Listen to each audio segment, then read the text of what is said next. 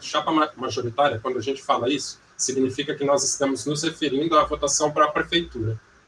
Então, em 2012, que foi a maior conquista que o PT teve, conseguiu ter 17.273.000 votos. A gente tem, em 2012, quase 7 milhões de votos, ou seja, uma perda de mais de 10 milhões de votos, né? E a gente tem que notar aqui que teve um pequeno aumento de 2016 para 2020, mas esse aumento foi praticamente insignificante. Em 2016, metade dos candidatos do PT teve sérios problemas com a justiça, um monte de candidatura foi impugnada. Então, também o número de 2016 ele tem que ser visto com relação à forma como essa eleição foi tratada, né? Na eleição de 2020, o PT conseguiu se recuperar e foi o partido de esquerda que mais lançou candidatos, né? Lançou mais de 30 mil candidatos nessa eleição. O interessante aqui para a gente ver também tem vários partidos, mas a gente vai fazer uma análise aqui mais detalhada nos partidos de esquerda. O PSOL, né, ele teve uma desidratação de 2012 para 2020, só que o nível de votação sempre foi muito pequeno do PSOL, né? 2.388.000, aqui 2.100.000 praticamente, né, em 2016, e 2.236.000.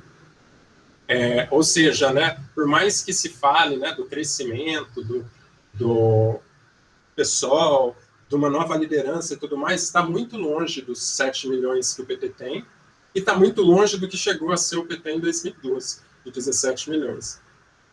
Uma coisa interessante, né, é que o PSOL ele é um partido que ele tem muito apoio da burguesia, né? Então a gente vê, por exemplo, o Freixo, né, aparecendo bastante na Globo, o Boulos também aparecendo muito na Globo, sendo impulsionado, né? Hoje mesmo a Polícia Federal prendeu um blogueiro bolsonarista que fazia matérias contra ele, né?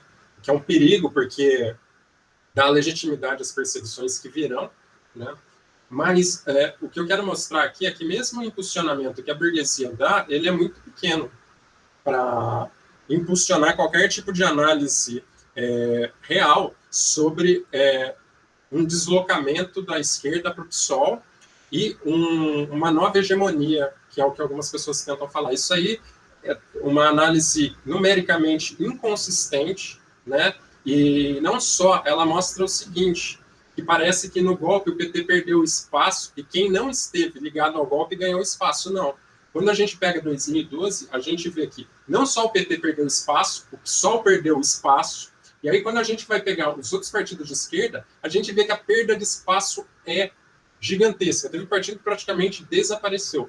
O PSTU, por exemplo, a gente vê em 2012, eles tiveram 176.000 votos, bastante voto, para um partido trotskista, para um partido centralizado, para um partido que tem uma certa inserção em vários sindicatos, né?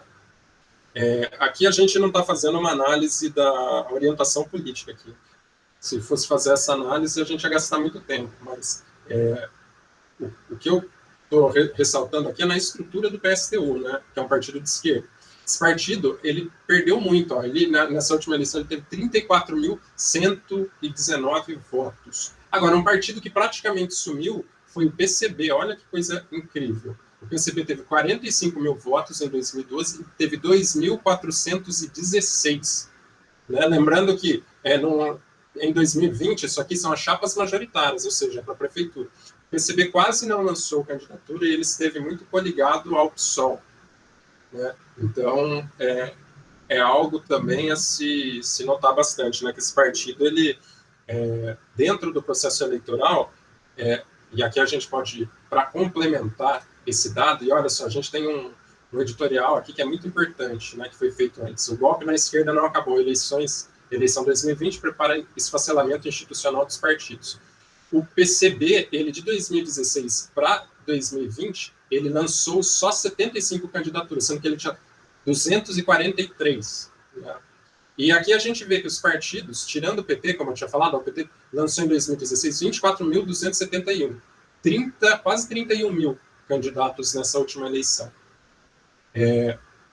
O importante aqui, né, ressaltar nesse dado é que no PCO a gente não tem os dados, eu não consegui esses dados, e o grande problema também do PCO é o seguinte: é o partido mais perseguido de todo o regime político. Então, existe muita dificuldade para ele conseguir lançar candidatura, sobretudo em 2016, que era o partido que mais se engajava na luta contra o golpe. Então, fica muito difícil, né, saber realmente como que isso acaba influenciando, porque também é um partido pequeno. Então, 4, 5 candidaturas que acabam sendo anuladas do partido acabam significando um percentual muito grande dentro do resultado final. Mas, né, uma coisa importante é que nas eleições para as capitais, o PCO teve 20 candidaturas, sendo que o PSOL teve acho que 22 e o PT teve 21, né? E é um dado bem significativo, mostrando como que é que o PCO teve um aumento. No próprio site do PCO, do jornal dele, chama DCO, Diário Causa Operária, se vocês colocarem causaoperária.org.br, vocês vão ver. Existe uma matéria falando, né, sobre o crescimento do número de candidaturas. E isso é o dado mais relevante dentro do que a gente pode falar desses tipos de partido, dos partidos de esquerda. Porque o crescimento do número de candidaturas expressa o crescimento da estrutura partidária, né? Então, e aqui, né, o que a gente pode ver, né, o número de votação, ele não é um dado tão bom, porque a votação ela é muito manipulável. Existe um problema que a esquerda não conseguiu ter ainda nenhum tipo de controle mais específico sobre algum aparato midiático. Então, a esquerda ela tem pequenas iniciativas, né? Ela não tem uma grande estrutura de comunicação. Então, acaba que essas pequenas iniciativas elas têm uma influência no debate, no encaminhamento político, mas a influência é muito limitada. E o que comanda a própria eleição é o monopólio dos meios de comunicação. E eles conseguem, por meio de manobras, estatísticas, pesquisas super esquisitas e manipuladas, impor determinados tipos de padrão e levarem um padrão de votação, sobretudo a votação municipal, que é a votação mais fisiológica que a gente tem, é a votação que mais gente vota porque é amigo, porque é parente. Então,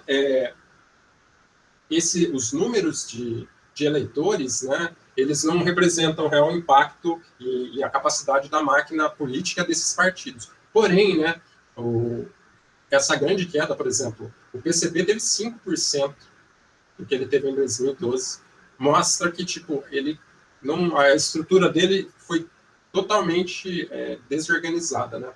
Bom, aqui outra coisa importante para mostrar para vocês é o seguinte: o número de prefeitos eleitos aqui é do PT, né? Olha, o importante é que o nosso país tem mais de 5.500 municípios, né? E aí, quando a gente vê, o PT é o principal partido da esquerda, o único com legitimidade, o único que em qualquer lugar do país você vai, e vai ter alguém que vai falar, não, eu sou petista, e o único que você vai falar sobre o Lula, e a pessoa vai entender realmente o que significa, né? E veja só, esse partido teve 3 eleitos em 2016, em Goiás, que é um estado bem importante, né? É um dos 10 estados mais importantes, e 3 em 2020. É muito pouco. No Mato Grosso do Sul, não teve eleito. No Mato Grosso, teve 1 eleito. Aí aqui tá, com 1 eleito para o segundo turno em Goiás. Aí quando a gente vê, então tem 1 estado sem nenhum prefeito. E olha como os números são ridículos, são limitadíssimos. Se a gente fosse pegar isso aqui do PMDB, ou MDB, né, como agora ele se chama, do PP ou do DEM, teria, sei lá, tipo 80, 100, teria um número altíssimo, né? Aí aqui a gente pega no norte. Roraima, por exemplo, não conseguiu eleger ninguém. Se a gente for pegar, vamos ver outra aqui que teve uma situação ruim. O Amapá. O Amapá não teve ninguém também. Então, são 3 estados que não tem ninguém. Mesmo no Nordeste, olha como o resultado é muito irrisório, né? Alagoas, 1, Maranhão, 1, Paraíba, 1. Aí aqui no Sul, né? No Sul já é mais expressivo. E olha que coisa interessante, quando a gente olha... Porque tem o mito, né, de que o nordestino é majoritariamente petista, né? E que eles sabem votar melhor que a gente e tudo mais.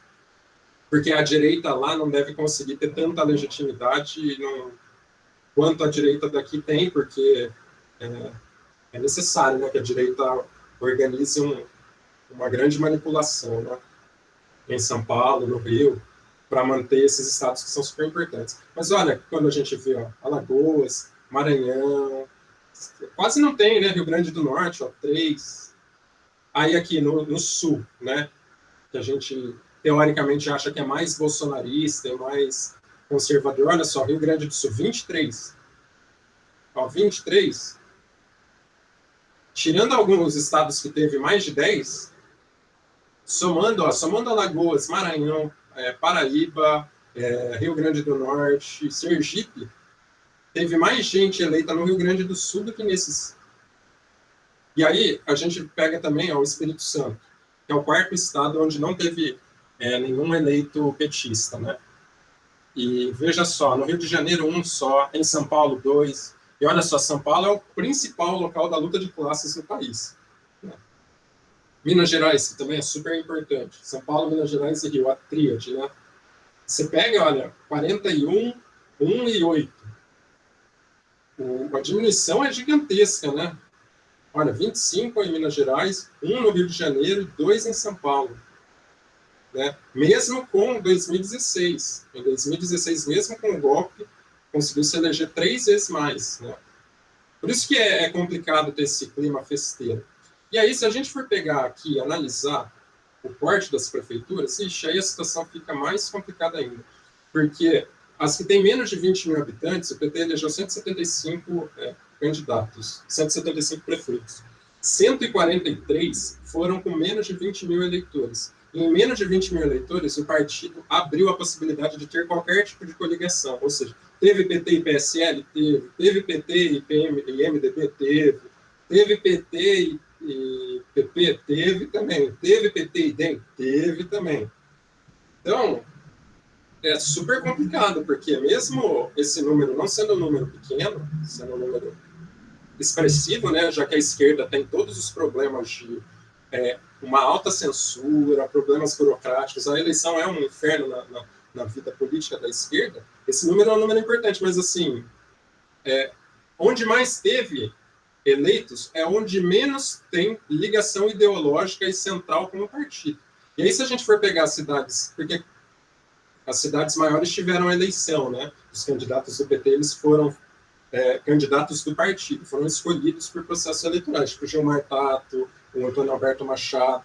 Olha aqui, com mais de 200 mil eleitores, teve uma só, e 15 disputando o segundo turno. Aqui, ó, de 100 e 200 mil, teve 5. De 50 e 100 mil, teve 7, ó.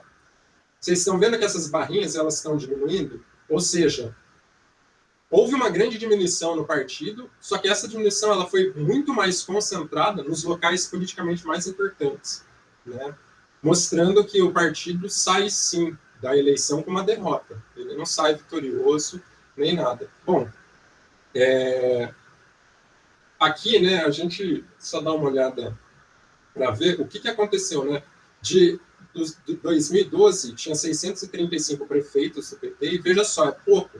Em 2012, o partido tinha um poder muito grande, e a gente estava numa situação que era uma situação relativamente boa para o partido. Só que tinha 5.500, ou seja, um pouco mais de 10% das prefeituras era do PT, sendo que o PT já estava no terceiro mandato, praticamente. Né? Estava há 10 anos no poder. Em 10 anos no poder, o partido conseguiu ter um pouco mais de 10% de prefeituras. Né? E olha que coisa interessante, se a gente for observar, o PSD... Bom, e só para terminar, né, para não cortar o raciocínio aqui, em 2016 perdeu bastante, 1/3, foi para 256, e esse ano está em 175. Né? Não foi uma vitória, olha. Os números mostram um declínio da participação política do PT dentro do Estado. É claro que o nosso próprio tipo de atuação não está 100% ligado à atuação institucional. Então, também, ao mesmo tempo, isso não significa que o partido está morrendo ou vai morrer.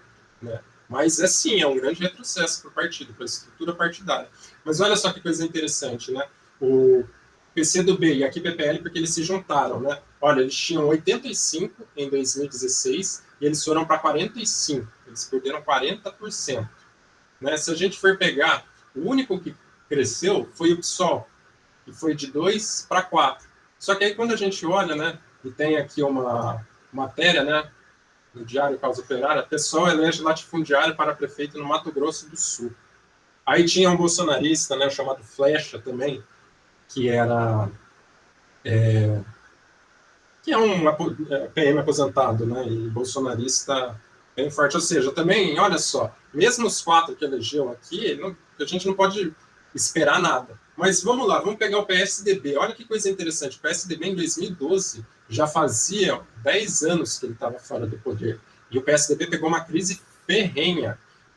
Teve apagão, teve crise inflacionária, teve saque no Nordeste, teve um monte de coisa quando o Serra perdeu para o Lula. E olha o poder que eles tinham: 702 prefeituras. Eles, num momento ruim, né, em que o PT tinha bastante projeção, eles eram maior que o PT dentro da política institucional municipal. E olha o MDB. Olha o PP, que coisa interessante. O PP é um partido que ninguém imagina o que seja, né? Se eu perguntar para você, ó, me diga algum filiado do PP que você conhece, você troca ideia, você não vai saber. Mas olha o poder que eles têm: 469 em 2012 e 666, né? Aqui a eleição para vereador. O PT, ele perdeu também, ele perdeu 10%, ó. Foi 2.609, era 2.808, né? Bom,